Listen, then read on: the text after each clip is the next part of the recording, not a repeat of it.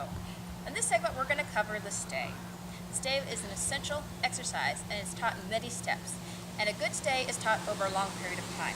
If you rush your stay, you'll regret it later because you'll be plagued with problems. Stay is done. Their minds are not really ready for a stay until they're about 6 months of age. So, a dog 6 months and older, I'll start introducing the stay in small increment steps.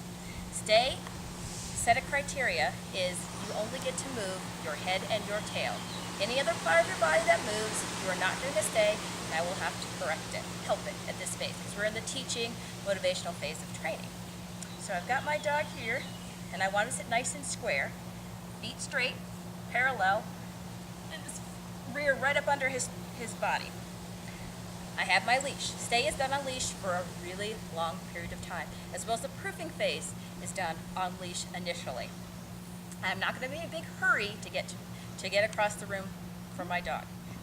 Okay, so I'm going to say his name, very clearly say the command stay, and again, it's just for a second. Ditto, sit, stay.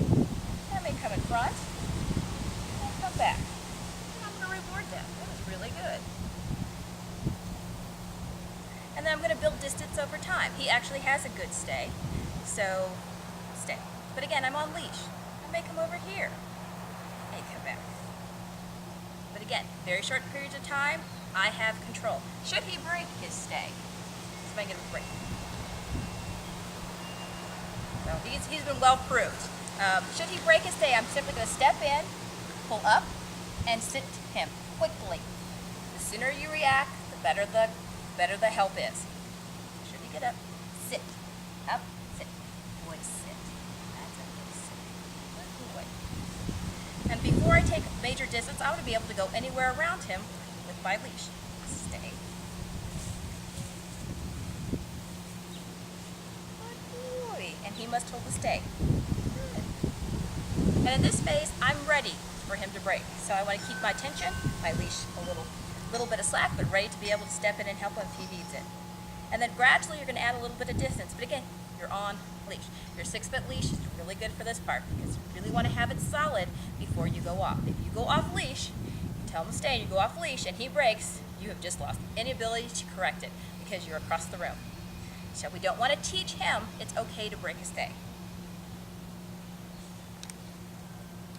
Right over here, Siren is doing a lovely downstay. And we talked about proofing and the general information. This is a little bit of proofing. Can she hold her stay while I'm walking around, working another dog, food around? She's been taught very well to stay. She knows her job is to stay there until her handler returns. So, finished product, dog in training.